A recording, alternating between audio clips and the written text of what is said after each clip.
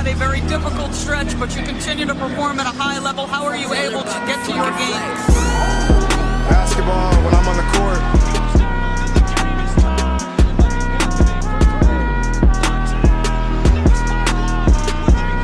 Rebecca, in the future, when you interview me, can you please take off your damn heels? He said, I'll present you, provided you let me wear your heels. We'll save that for later.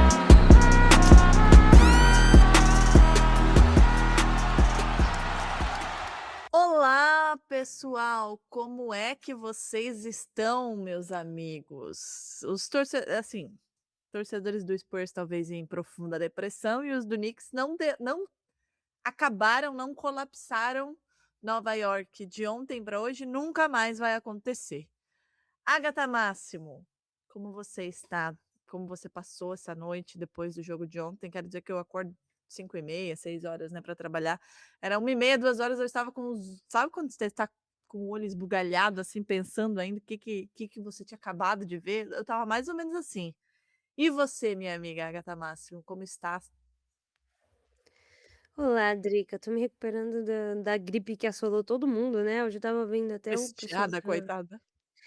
do Bola Presa também desmarcou um podcast, porque acho que foi Denis que ficou ruim, mas enfim, estou recuperada e recuperada a tempo de assistir o jogo de ontem. Bianca, que não é muito fã de basquete, ontem estava impressionada com o que estava acontecendo. Eu quero dizer que eu sempre acreditei, eu tô numa run absurda de agora estamos 11-0, né, nos últimos 11 jogos eu acertei todos os resultados, um pouco assustador até. E aí ontem eu estava com muita fé que eu não ia errar. E deu certo, Drica, deu certo, queria estar muito em Nova York, as ruas clamam por esse título, e a gente viu que enfim, foi provavelmente o jogo mais incrível, mais, inusitado aí da história das finais, né. Mais impossível mesmo do ponto de vista prático da coisa, do que é vencer uma partida nesse contexto não é uma vida ou morte, mas era um termômetro que ele quis esfriar demais para esse Knicks, né. Um 3-1 ou um 2-2, perdeu os 2 em casa da mesma forma que o Spurs fez no começo da série, ir para um 0-0, né, um melhor de 3, não tendo inclusive um mando de quadra, né, jogando 2 jogos lá, pensando em jogo 7. Então, era um jogo muito importante e se existe um time capaz de acreditar até o final, esse time é o Knicks, né. A forma como eles sempre dão o gás até o final, a forma como o Mike Brown, antes o Thibodeau, não tirava os jogadores, mais cedo. A gente viu, por exemplo, nas finais de conferência, teve um blowout do Thunder, o Thunder perdendo de 20 pontos, o Mark colocou o Shea pra sentar no final do terceiro quarto, nem botou de volta no último, e é isso, pensar no próximo jogo.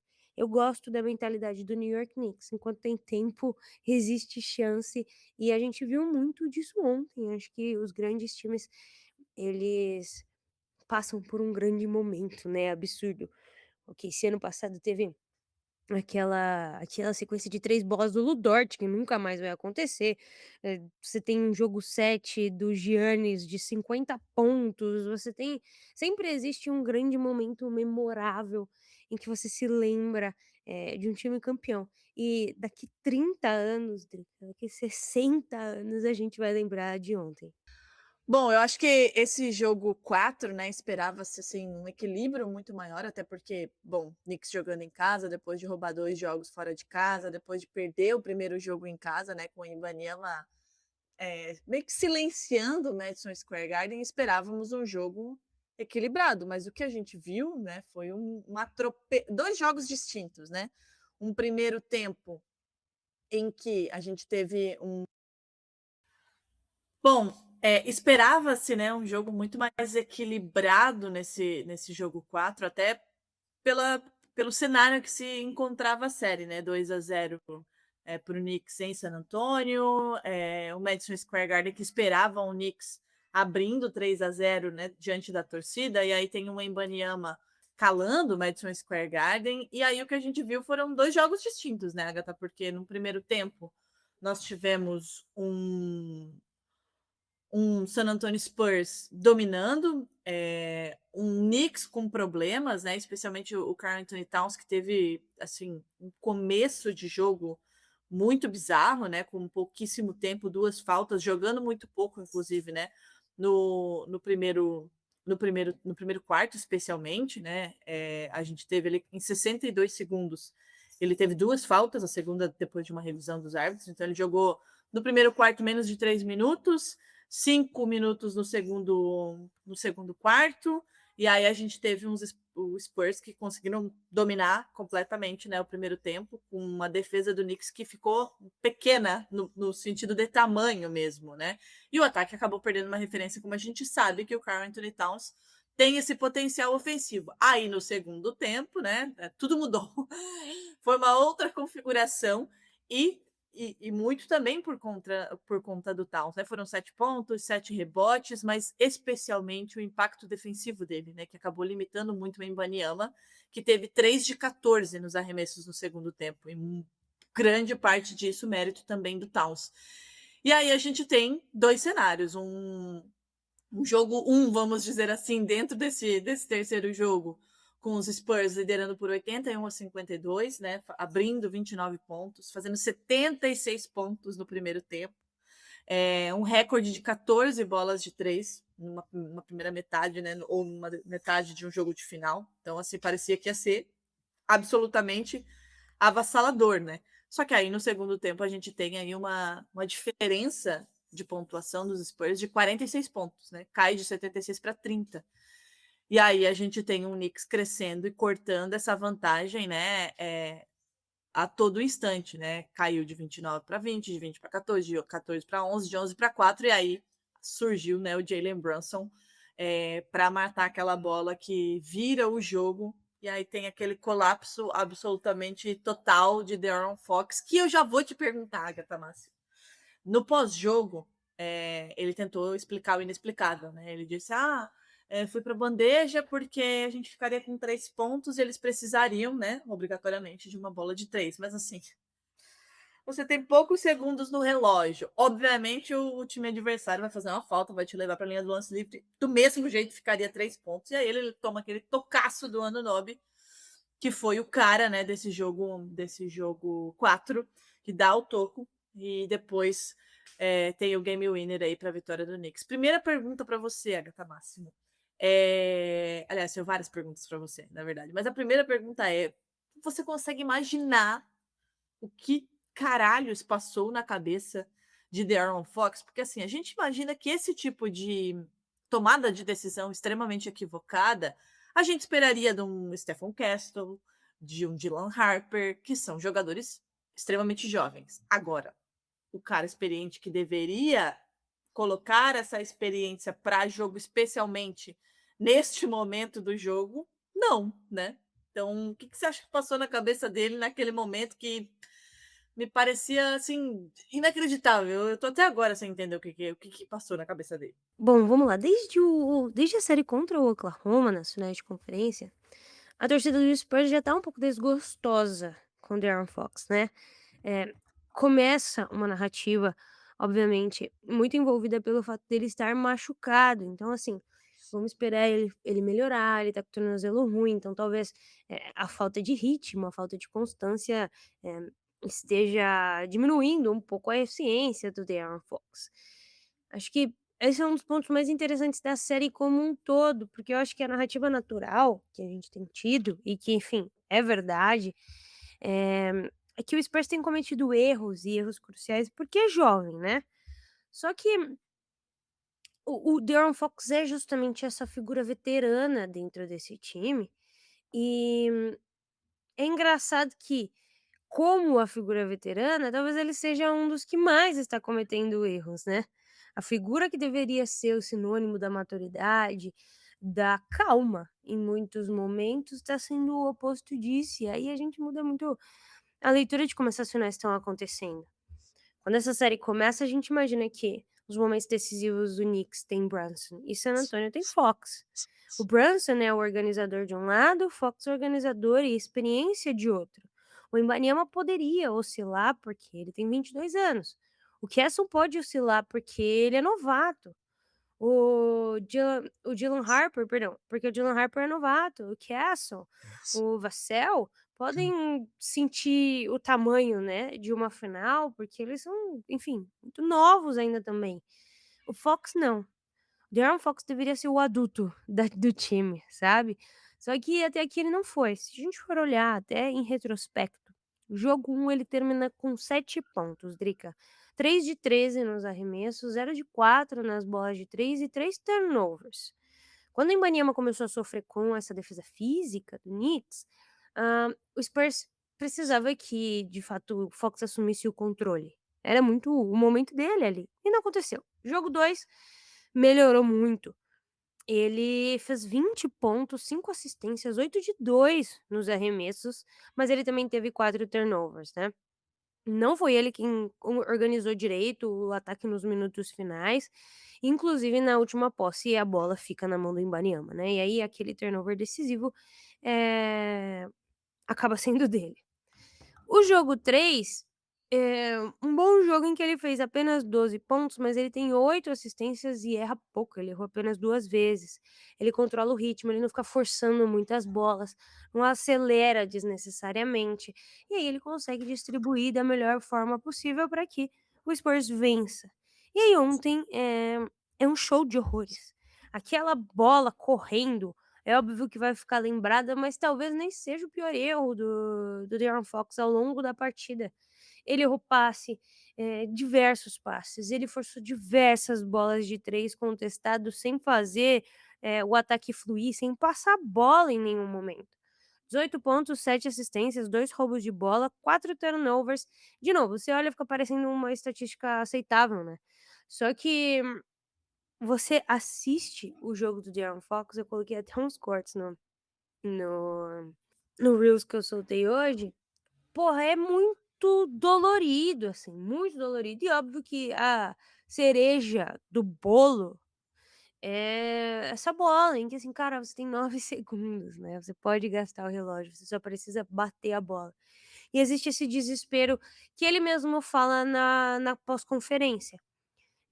Eu queria fazer meu único pensamento foi abrir 3 pontos, para que o Knicks tivesse a obrigação, de tentar uma bola de 3 pontos. Só que se ele segura a bola, os caras não precisam nem ter nenhuma obrigação, sabe, o tempo ia acabar, provavelmente teria uma falta, enfim, whatever.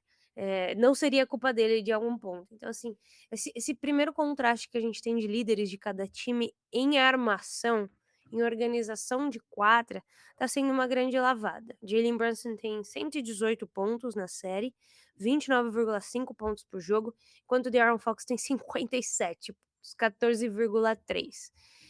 Quanto maior o momento, eu diria até menos influência ele tá tendo, Drica. Essa coisa da narrativa, né, já vinha, né, do: "Ah, não tô bem", tipo, De'Aaron Fox tá voltando, tá pegando ritmo contra o OKC, mas assim, teve bastante tempo pra pegar, né, esse ritmo, e é isso, assim, era pra ser o adulto da turma, né, e acho que a cereja do bolo, de um bolo muito ruim, de uma receita muito ruim, foi essa última bola, porque inevitavelmente, como você falou, é ela que vai ficar marcada, assim como é o que vai ficar marcado o topo do Anunoby, e a cesta, sendo que, e aí eu já vou te puxar a parte boa também desse jogo e desta série, que é o OG Anunoby, né. O OG Anunoby vem fazendo uma série absolutamente espetacular, não foi só o que ele fez ontem, né, não foi só, o toco e a cesta, né, o rebote. Ontem, nesse jogo, né, 4, com essa virada absurda, diga-se de passagem, a maior virada da história de uma final de NBA,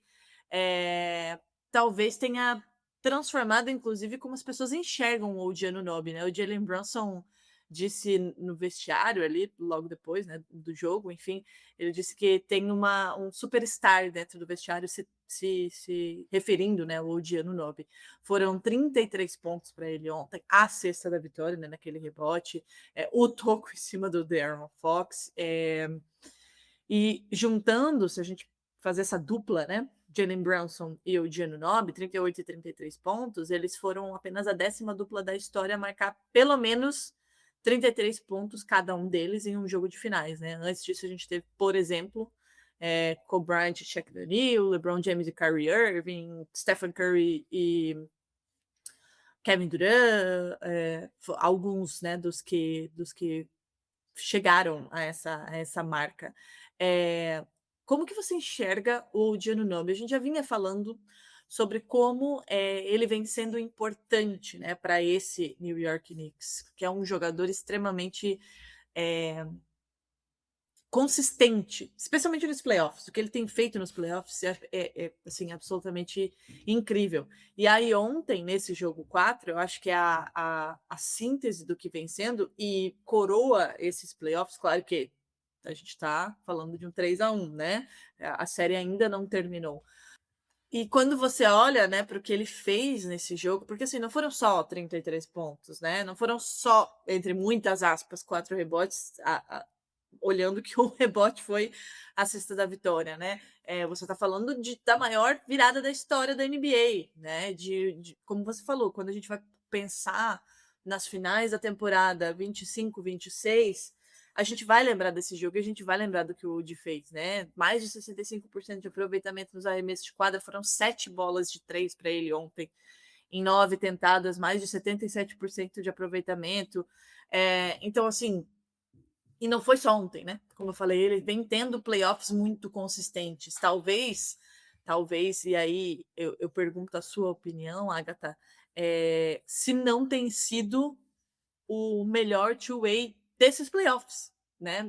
Obviamente que ele estar na final coloca ele numa prateleira importante, mas olhando para tudo que ele tem feito, e não só nessa série, porque a gente olha o Knicks, já teve uma virada espetacular nas finais de conferência, lá no jogo 1, né, 22 pontos que a gente já discutiu aqui, para mim foi o jogo 1 que definiu, né, aquela varrida. Agora, de novo, uma virada espetacular em todos os jogos ou de Anunoby, praticamente não erra. Eu lembro que, não sei se foi no último ou no penúltimo episódio, você até comentou, eu não vi o Odiano Nobi errar nesses playoffs.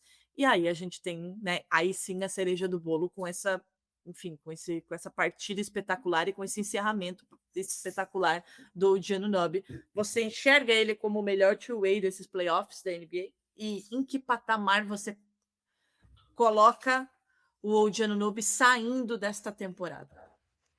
Meu objetivo com o Oklahoma City Thunder, eu até falei que eu queria muito, né, o jogador que eu mais gostaria de ver no meu time, é que o J-Dub vire o OG Anunoby, sabe? É muito talento, é muita inteligência, é muita calma, é muita visão de jogo. Ele é o teto defensivo desse time, com certeza, e ele tem sido até um plano B ofensivo.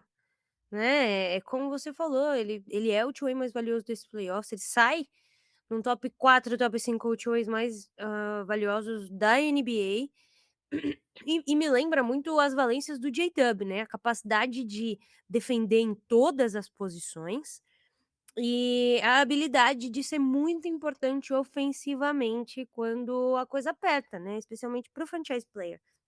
Ele é o famoso canivete suíço, né. Ele teve 17 pontos no jogo 1 e 2, 28 pontos no jogo 3 e 33 pontos no jogo 4. Quanto maior a pressão fica, mais difícil a série fica, melhor ele joga. E ele não tem uma função fixa defensivamente, né. Ele muda conforme a necessidade da partida. Em alguns momentos ele tá marcando o De'Aaron Fox, usando o tamanho dele, né, pra tirar os ângulos aí de infiltração de passe. Em outros ele tá no Embanyama, brigando no post, ele foi o melhor defensor do Embanyama na temporada regular. Nega a linha de passe, incomoda nos rebotes. Em outros ele tá num defensor de ajuda, já tá trabalhando como defensor de ajuda, inclusive é exatamente assim que surge o toco no De'Aaron Fox no jogo 4, né. Ele vem por trás, faz essa leitura da jogada, enfim, abandona o seu homem e sobe na hora certa para fazer o toco. Só que isso já seria incrível, mas além disso, ofensivamente, ele também tem sido muito importante, especialmente como espaçador, né. Ontem foi 7 de 9 nas bolas de 3 para um jogador que ele é quase invisível em quadra, né, a forma como ele se posiciona de maneira que não atrai o seu marcador é incrível. Quando o Towns atrai ajuda, ele sempre consegue cortar sem a bola, finaliza próximo ao aro se preciso, né, consegue criar o próprio arremesso, especialmente quando a gente olha nessa área do mid-range, né, algo inclusive que era pouco pedido dele em Toronto, né, Drica. Toronto eu diria até que ele é, de certa maneira, subutilizado nesse aspecto. E aí, quando o Knicks precisa resolver, o LG também pode ser esse cara pontuador. Ontem ele puniu demais o Spurs, especialmente da zona morta, mas da onde ele pegou a bola, ele acertou. E o jogo 4 eu acho que é a síntese, né, a síntese desse cara que é quase que difícil pensar nele como uma super estrela, né, tradicional. Ele não segura muito a bola, ele não força muitos arremessos, ele é um cara muito quieto fora das câmeras, né, não faz muitos discursos, pouquíssimos holofotes, ele simplesmente se propõe a ser a resolução do problema do time na noite, né. Se precisa marcar o melhor jogador, se precisa fazer 30 pontos, se precisa pegar o rebote da vitória, se precisa dar o toco para vencer, é isso que ele faz, essa é a mentalidade do OG Anunoby onde quer que ele esteja. Então assim, talvez ele seja a grande cola desse time, né. Qualquer peça que falta, ele entra e consegue complementar, ele consegue ajudar. Ontem o Towns teve problemas com faltas, esse time precisou sobreviver e reviver, né, por muitos momentos sem o Towns em quadra, que tá sendo um absurdo. Hum. E, enfim, é incrível. Durante anos o OG era esse cara que faltava, né. No Em Toronto ele foi um bom complemento para o Kawhi, um bom complemento para o Siakam. Em Nova York ele chegou justamente para complementar o Jalen Brunson. E eu acho que essas finais provavelmente vão mudar a forma como a gente vê e lembra dele, porque complementos, assim, básicos que ajudam numa coisa ou outra não costumam decidir jogos de título, né, Drica, e o OG decidiu esse. E que maneira de decidir, né? Como você falou, o impacto dele dos dois lados da quadra. E o final do jogo mostrou isso. Foi um tocaço para cima do De'Aaron Fox, por mais que o De'Aaron Fox tenha sido completamente acéfalo naquele momento. Mas o Vamos, acúmulo. Drica, inclusive, aproveitar e falar dos primeiros jogos, o que que você acha? Que aí dá pra gente ter uma boa comparação pra depois jogar para o finalzinho ali que a sequência de erros eu trouxe, Meu lógico. Deus. Não. Então vamos lá, vamos falar do jogo 3, que foi o jogo em que o San Antonio Spurs vence, né? Consegue a primeira vitória ali é, no Madison Square Garden, né, para tirar um pouquinho as costas da parede, e foi com o Victor Wembanyama, né, silenciando o Madison Square Garden. Foi uma excepcional apresentação, né, do Wembanyama naquele jogo 3, 115-111 para cima do Knicks.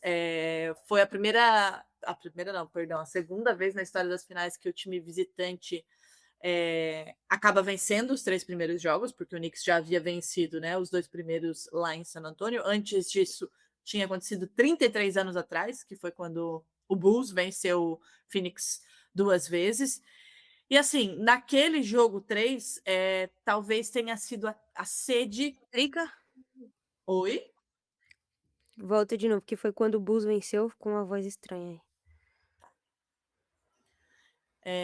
Há 33 anos, né? Aconteceu antes disso, quando o Bulls venceu o Phoenix. E eu acho que esse jogo 3, Agatha, a sede, né? A sede do San Antonio Spurs no jogo 3, até porque. Ainda tá ruim, ainda tá ruim. É sua internet, provavelmente. Caramba, que bizarro. Eu tô até na sala, porque às vezes lá no Vai quarto, sei lá. falando aí, que já tá uma voz metálica, assim. Oxi, tu caiu agora. Tu caiu pra mim. Ainda nada. Oh, meu Deus. Oh, meu Deus. Tá melhorando de leve. Fala aí. Oi? Drica?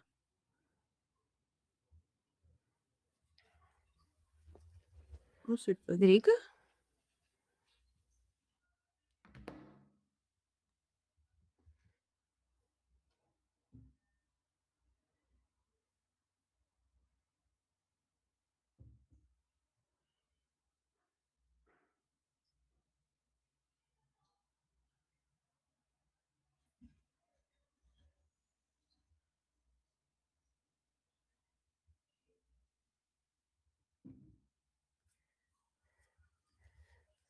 Oi?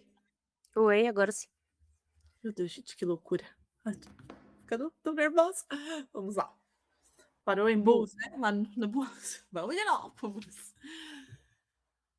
Antes, né, dessa temporada 25-26, os times visitantes vencendo os 3 primeiros jogos. A última vez tinha acontecido há 33 anos, com a vitória do Bulls para cima, de Phoenix.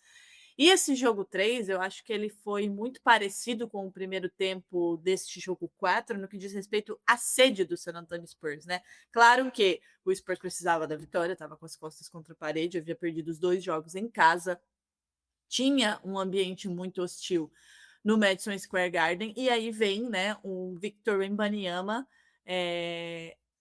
teve uma atuação, assim, absolutamente bizarra, a ponto de acender sinais de alerta, né, no Knicks. Foi uma resposta do Wembanyama muito voraz, né, para cima do Knicks. Para algumas pessoas, e em alguns momentos, voraz até demais, né, Agatha? A gente tem alguns trechos aí, enfim, algumas situações do Wembanyama passando um pouquinho, né, do ponto, assim.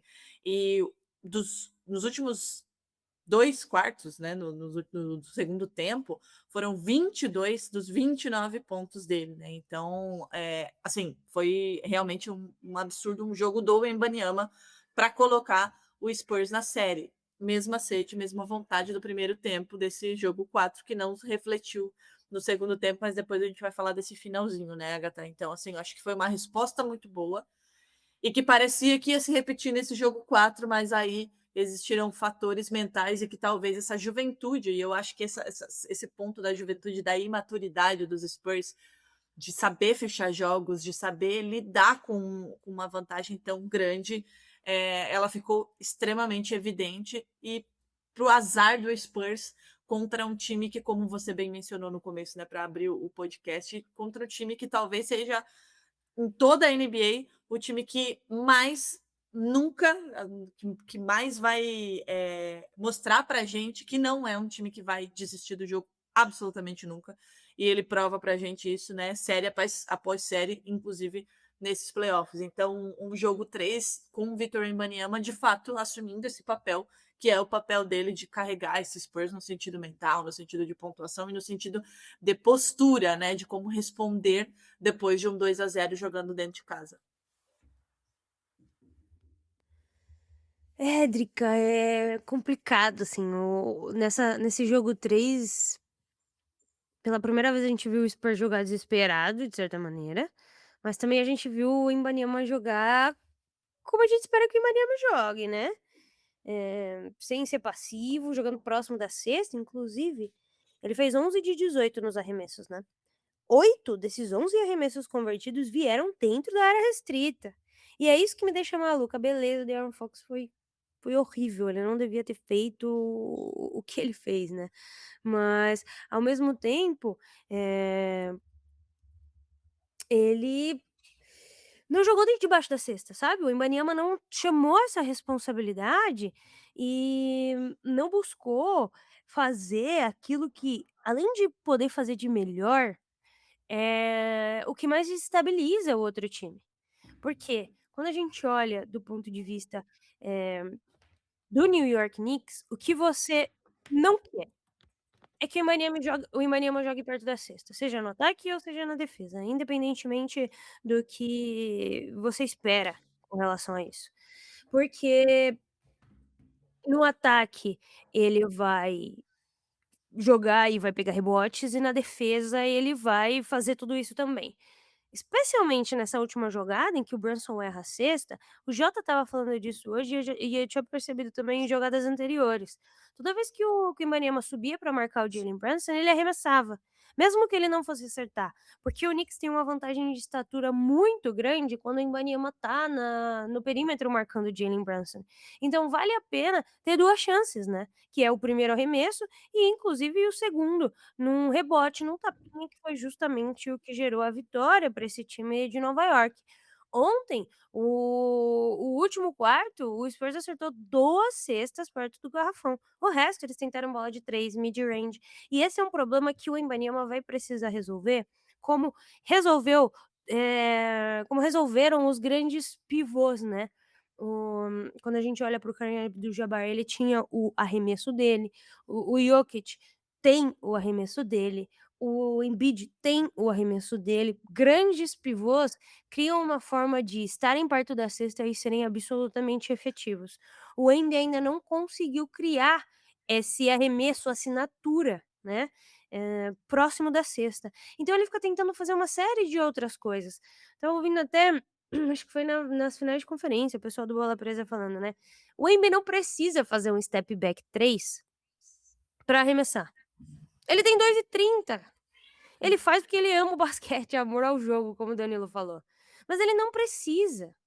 No momento em que ele entender e masterizar o move dele como pivô, acabou pra NBA. E talvez esse seja o grande ponto que falta no Imbaniama, né. Os outros jogadores são incríveis, o jogo 3 mostrou principalmente essa maturidade, e foi exatamente o que faltou também nos outros, Dri. Eu acho que esses 2 jogos em San Antônio, Agatha, isso que você falou a respeito, do Wembanyama, enfim, encontrar o arremesso dele e gerar oportunidades para o Knicks quando acaba saindo para fazer essa defesa, né, deixa o garrafão desguarnecido ali, que foi também o que aconteceu, nesse jogo 4. Eu acho que os 2 primeiros jogos, ofensivamente, o Knicks conseguiu punir muito o Wembanyama, tirando ele, né, de perto da cesta. E aí a gente viu o Knicks se aproveitar muito disso, né, defensivamente e conseguir capitalizar isso na quadra ofensiva. E aí é o que você falou, né? Vem ao encontro disso que você falou. Os 2 primeiros jogos também foram assim, né? O Embanyama jogando muito longe da cesta. E aí, quando ele joga longe da cesta, e o Spurs cometeu esse equívoco de novo ontem no segundo tempo, quando essa vantagem começou a cair, o morrer pela bola de 3, coisas que já aconteceram, por exemplo, com o próprio Celtics, mas que tem essa característica, né? O Spurs não tem tanta essa característica, mas insistiu muito na bola de 3 ontem no segundo tempo, e nos 2 primeiros jogos também foi assim. Por mérito também da defesa do Knicks, que conseguiu afastar o Wembanyama, né, de perto da cesta. Então eu acho que todos os méritos ao Knicks e ao Mike Brown de conseguir montar uma defesa em um esquema e trocas que colocaram o Wembanyama numa situação desconfortável ofensivamente e que para fazer com que defensivamente ele deixasse, né, a área em que o Knicks acabaria tendo vantagem, deixasse essa área pintada, também conseguiu atraí-lo, né, para fora do garrafão, falando defensivamente. Então, assim, todos os méritos para o Knicks, que conseguiu fazer isso nos 2 primeiros jogos e replicou isso nesse segundo tempo também, né, Agatha? Exatamente, é uma loucura o que aconteceu, a gente precisa colocar todos os pingos nos is. Eh, é uma falta de maturidade, obviamente, a gente também precisa falar disso. Eh É o que eu mencionei também no Rios, não dá pra pular essa etapa especialmente, a etapa da maturidade, a etapa de aprender com o erro. Se você não erra, você não tem essa noção. Eu lembro perfeitamente nos últimos playoffs, de novo, vou falar do meu time, porque quero dar exemplos próximos, em que o Mark Daigneault não pede um timeout, e a gente toma aquele game winner do Aaron Gordon na primeira partida. E porra, pesou demais, isso nunca mais aconteceu. Óbvio, porque o time aprendeu com um erro que custou muito caro. O Mitch Johnson nunca mais vai deixar esse time perder uma vantagem desse tamanho sempre de timeouts. O De'Aaron Fox não vai esquecer que ele tem que bater a bola, e o Embi vai se lembrar de jogar mais próximo da cesta no próximo jogo. Tenho certeza que ele vai se aproximar, né, e a sequência desse último período é surreal, né, porque o New York faz uma sequência de 24, 20-4, né. O Spurs tinha estabelecido o recorde das finais em bolas de 3 em um primeiro tempo, né, vale lembrar disso. E aí o Knicks vence também o terceiro quarto por 26-14. E nesse último quarto, nessa corrida de 20-4, o Brunson acerta uma bola de 3 em cima do Wembanyama, absurda. O Wembanyama vai à linha de lance livre, erra 2 lances livres ali, ele estava absolutamente cagado. O Brunson converte uma bandeja, que dá ao Knicks a primeira liderança da partida com 1 minuto. O Stephen Castle aí faz 2 lances livres, que ele recebe uma falta do Josh Hart, depois que o Josh Hart, inclusive erra aquela bandeja. O Fox arremessa uma bola ridícula e erra, de 3. Aí depois rola tudo aquilo do Fox tentar de novo errar e o Gianni Anunoby faz um bloco, e aí você tem o grande momento da noite, mas ainda tem o Karl Anthony Towns dando um tapinha, né, bem de leve na bola para não chegar até o Devin Vassell que estava sozinho, ele ia voar. E o Josh Hart segura ele nessa última defesa. Inclusive, o relógio deveria ter sido contado a partir do encostinho, né, que o Karl Anthony Towns deu na bola. Não encostou, acho que o árbitro não viu, mas isso provavelmente teria sido revisado caso, né, a cesta acontecesse. Então, foi uma sequência absurda. E aí, se a gente olha para o lado do Embanyama, com 10 minutos ele erra uma ponte aérea, 10 minutos e 40 ele erra um rebote, 10:37 ele faz um lance livre e erra o segundo. Com 9 minutos ele erra uma floater, erra um rebote e faz uma cesta. Nos 8 minutos ele erra outra ponte aérea, erra um arremesso mais de longe. Com 3 minutos ele faz uma cesta, e com 1:47 ele erra os 2 lances livres. É de fato falta de execução, é algo que o Mitch Johnson falou antes da partida, sobre como era importante ter uma boa execução, e essa é de fato é a diferença entre um contender e um campeão, né, Drica? Eu acho que essa maturidade é o que você falou, né?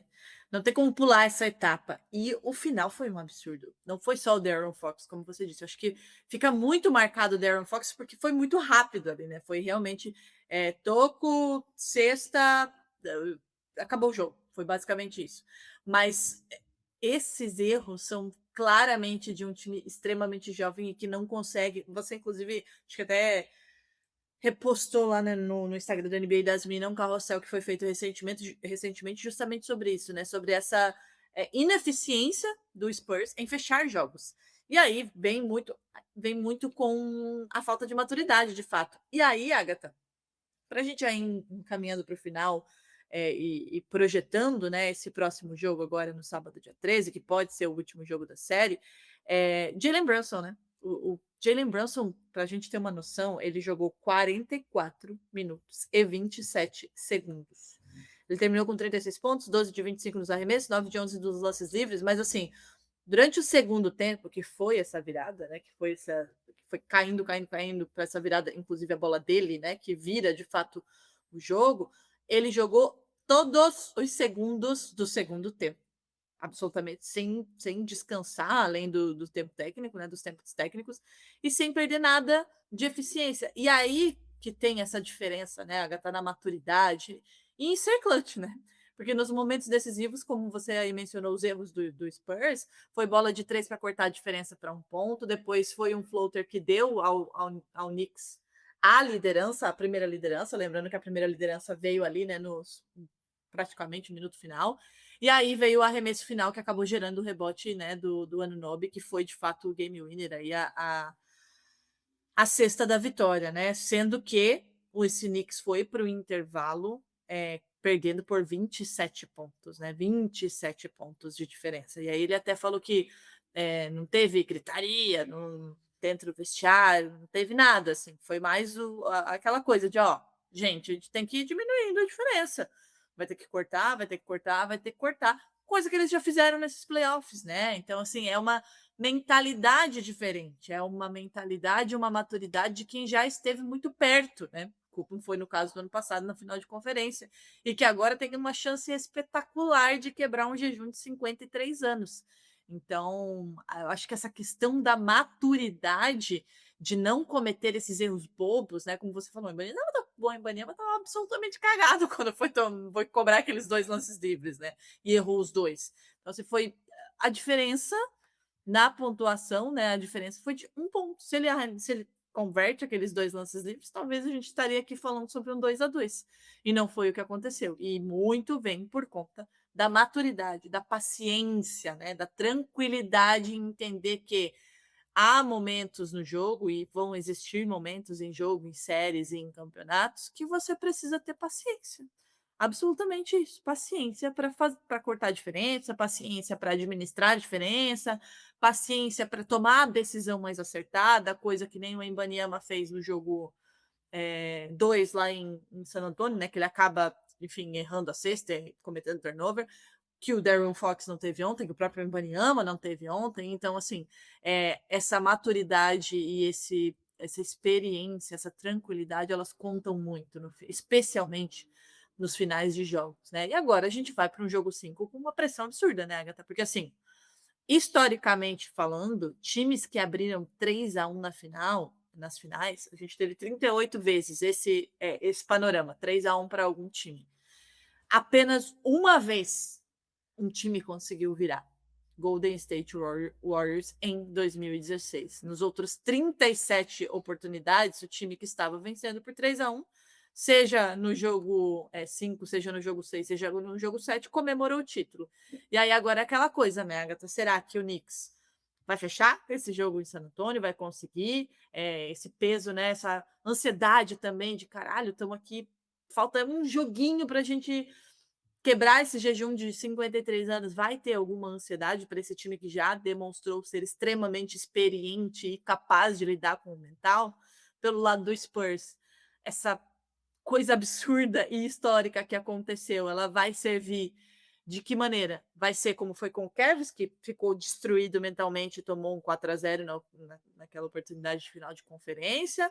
Ou vai ser um motivador para que eles mostrem que o colapso não vai se repetir e que eles aprenderam alguma coisa, né? Porque a gente está falando de um elenco extremamente jovem. Vai ter combustível, força emocional para conseguir forçar esse jogo 6? Como que você enxerga o panorama, Agatha, para a gente Falei disso também ontem, sobre como essa série podia ir ter final? acabado já até pro lado do Spurs, né. Nas 4 partidas, na primeira, o Spurs estava vencendo de 14 e perdeu. Na segunda, também de 14 e perdeu. Na terceira, estava vencendo de 12 e aí conseguiu manter. E pra finalizar ontem, estava vencendo de 29. Eu fui pesquisar um post que eu fiz no NBA das Minas no dia 30 de março, de qual era o calcanhar de Aquiles, né, calcanhar? Tendão de Aquiles? Enfim, Aquiles de cada um dos times. E Pode eu ser coloquei qualquer um dos dois. justamente que o Spurs perdia vantagens, que o Spurs tinha problema em fechar jogos. O Spurs é muito simplista e até desrespeitoso, de certa maneira, agir como se o Knicks não tivesse buscado essa diferença e tudo fosse erro do Spurs, né, não é o que aconteceu, não é, o raio-x da realidade, Até mas ao porque não mesmo foi a primeira tempo vez, né, Agatha? exato, mas ao mesmo tempo o Spurs se sabotou, né. Acho que é um time que tem que estar desesperado, tem que estar em modo alerta total, mas não precisa estar em pânico. É como você falou, só o Cavs de 2016 conseguiu, mas o Spurs, ele tá na frente em grandes trechos dos 4 jogos, né. Eles simplesmente não conseguem vencer o final. O primeiro objetivo desse time pra mim é não deixar o jogo 4 entrar em quadra. Acho que esse é o primeiro ponto, né. O psicológico, as lembranças, entrar traumatizado, na quase que com aquela mentalidade: "Não importa o que a gente faça hoje, eles vão conseguir chegar". Isso não pode existir para o jogo 5. Mas também não dá para entrar convencido. Ontem, eles deram uma entrevista que, assim, eu entendo o ponto de vista, mas ao mesmo tempo é quase aquela frase do Harden, né: "Nós somos o melhor time". Eh, não pode ficar nessa: "Pô, a gente abriu 30 pontos, o plano funciona, é só a gente fazer a mesma coisa". Não é. Você precisa fazer muito melhor, né, não adianta nada abrir 29 pontos no jogo, isso não significa nada para o jogo de basquete. O placar final é o que importa. O Embanyama, de novo, precisa voltar a jogar perto da cesta. Ele não pode, se acomodar com as bolas de 3. Ele não pode esperar o jogo acontecer, ele não pode cair na pilha, porque, assim, ele gosta de pilhar todo mundo. Existe esse Wemby pilhador, e ele de fato tira muita gente do sério. Só que eu nunca vi o Wemby pilhar naquele nível que ele pilhou ontem e jogar incrivelmente bem. As grandes partidas do Victor Wembanyama são partidas em que ele tá absolutamente concentrado. quando ele não entra em gritaria, em tudo mais, ele comemora o que ele faz, mas ele tá muito focado na partida. Quando ele entra nessa coisa da briga e do jogo, e ontem falou que o Mitchell Robinson estava morando dentro da mente dele, ele se perde. No jogo 3 e 4, ele ataca, não consegue ir muito bem, mas ele só faz 50% nos arremessos dentro do garrafão, Drica. 50% de field goal, cara. Ele precisa continuar e ele precisa ser melhor. Mas ele não pode ser o cara que vai ficar armando no clutch, né. Acho que isso é importante também. No jogo 2 ele tem um turnover decisivo, no jogo 4 ele perde 4 lances livres, beleza.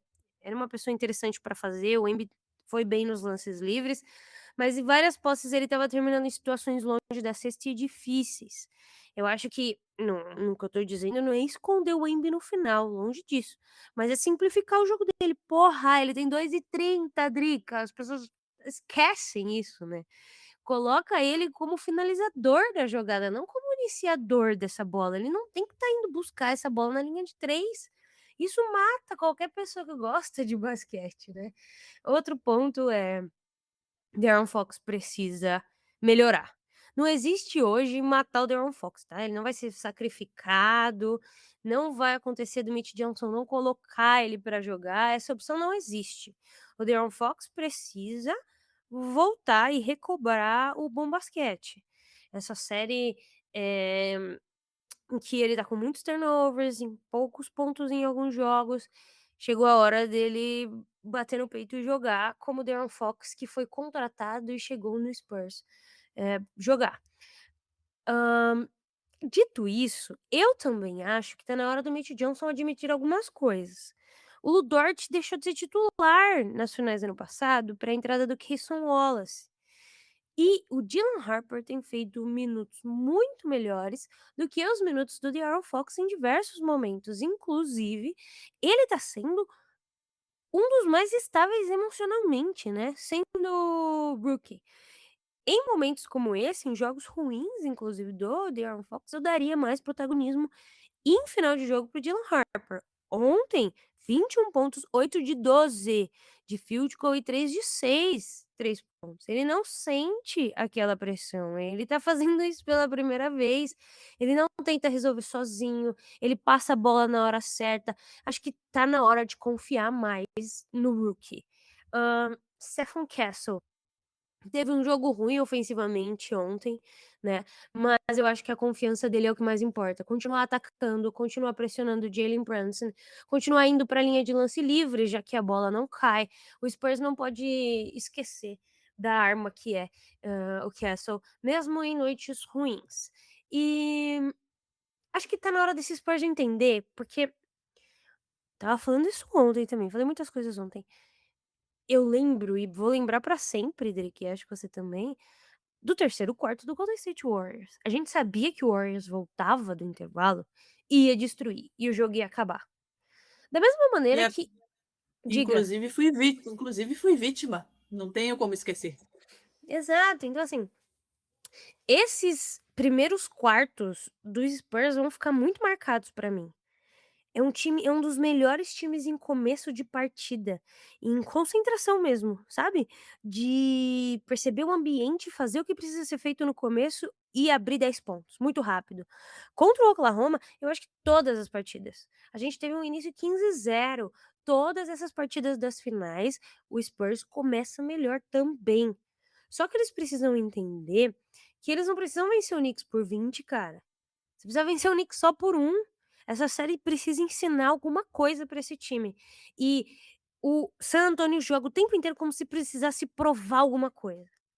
Como se tivesse que atropelar e trucidar e brigar. Ontem foi muito isso, e aí grita na cara, e aí faz o cara se destemperar.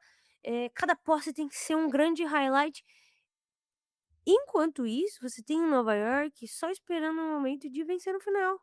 E aí eles vencem. E aí o Spurs murcha, porque parece que se o Spurs não tá vivendo essa euforia intensa o tempo inteiro, eles não conseguem jogar de maneira calma, né, de maneira, eh, protocolar, eu diria. Então assim, o que que eu espero depois de tudo isso que eu disse? Do jogo 5, o Wembanyama perto da cesta, um De'Aaron Fox um pouco melhor, um Dylan Harper jogando mais minutos, menos eu nem diria menos turnovers, porque se Spurs, assim, entregar 30 pontos não tem um indicativo específico, né, mas eu acho que é uma vantagem construída com paciência, mais paciência do que euforia.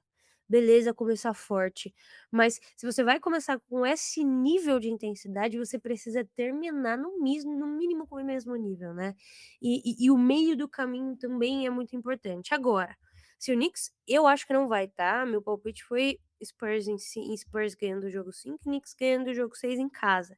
Mas se o o Knicks for campeão, eu acho que vai ser um filme repetido, Drica. Eu não vejo esse Knicks abrindo 40 pontos, 30 pontos e, assim, sendo um jogo 5 chato.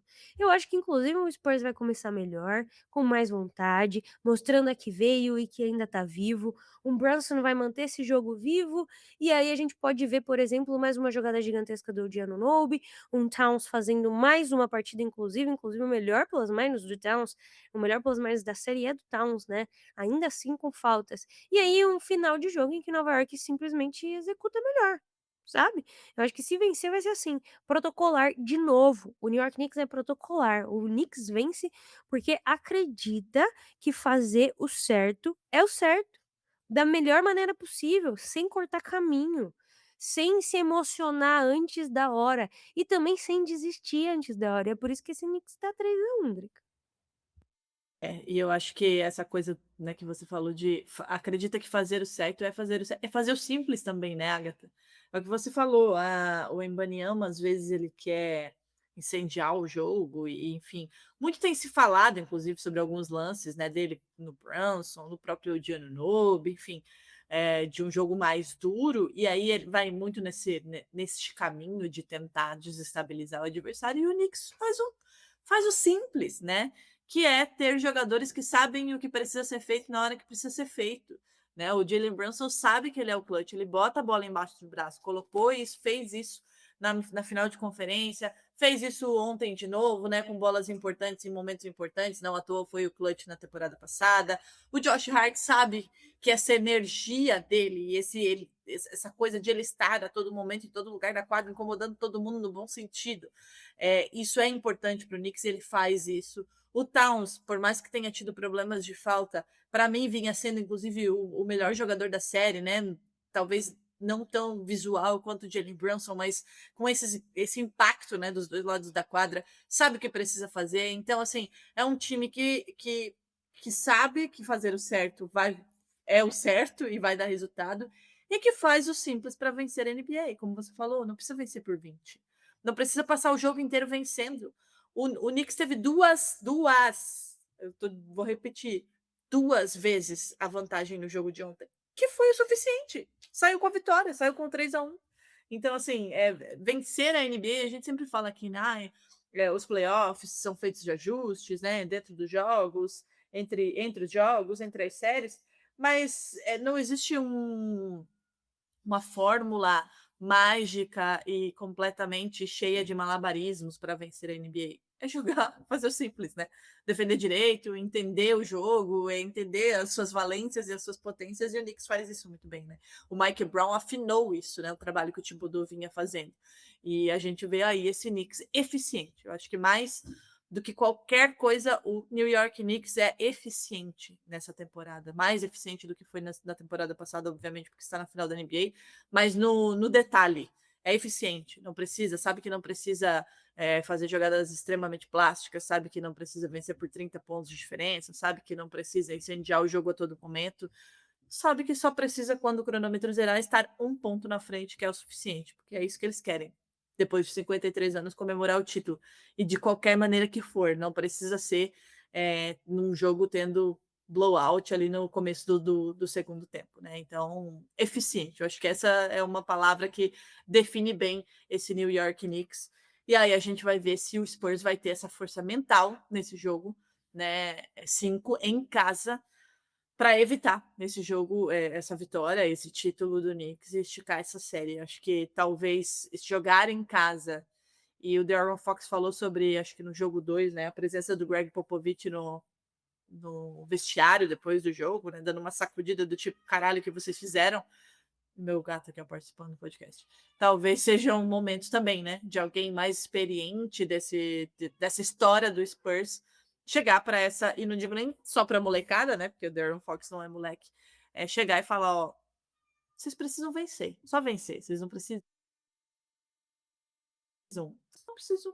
vencer por um ponto, acertar a última cesta, acertar o último lance livre é suficiente para vencer, esticar essa série e entrar para a história dos Spurs. E assim como o Knicks vai tentar fazer novamente nesse jogo 5.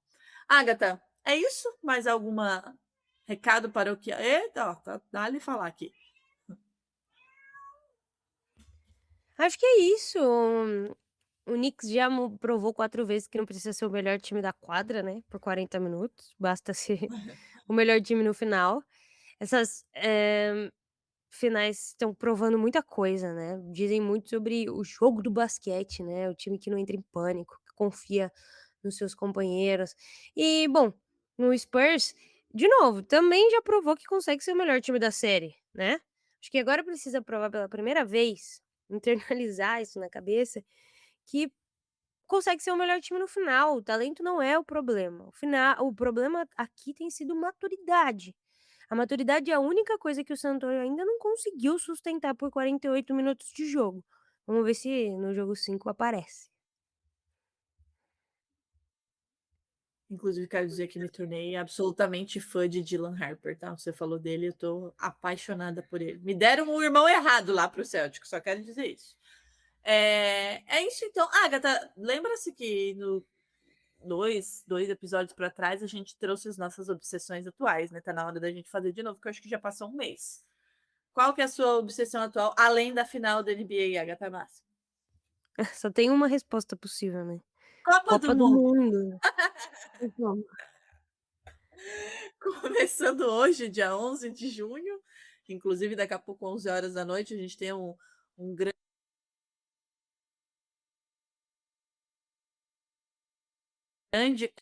É daqui a pouco, às 11 horas da noite. É isso, né? Porque não tem como de qualquer outra pessoa que ama esporte não ser Copa do Mundo, né? A obsessão atual. Não vamos falar sobre os nossos palpites. Aliás, vamos. Qual que é o teu palpite? Sem clubismo, tá? Sem torcida. Qual que é o teu palpite? eu acho que eu coloquei França, mas assim, eu tô super confiante no Brasil. Só me resta isso, né? Não existe outra opção a não ser confiar. Então, vamos ser ex. Eu sei que a Drica, pra quem não sabe, né, pra quem chegou agora, a Drica torce pra Argentina. Não estou brincando, mas tá bom. Não está brincando, não está brincando. Minha tatuagem poderá ser atualizada esse ano, hein? Se vier aí meu tetra. Mas eu, no bolão da firma, eu coloquei a Argentina porque eu tenho que sustentar meu personagem, né? Mas, para mim, a Argentina hoje está na segunda prateleira de favoritos, tá? Para mim, os dois grandes, e acho que para mim não, só para mim, para grande maioria das pessoas que são racionais na hora de palpitar, né? Os dois grandes. Ó, o gato tá fazendo a festa lá na pia. Os dois grandes favoritos são França e Espanha, né? Aí na segunda prateleira vem a minha Argentina, mas também não era favorita na última Copa, né? Então vamos esperar para ver. O fato é que começou hoje, são muitos jogos, né? Muitos jogos mais do que as últimas, do que todas as edições. E vamos acompanhar tudo a partir de hoje, dia 11 de junho. É isso então, Agatha Máximo. Voltamos, né, para dizer aí, não sei, né, não sabemos se já teremos um campeão no sábado, se teremos o jogo 6 novamente voltando para o Madison Square Garden. Isso a gente vai descobrir no sábado à noite. É isso então? É isso.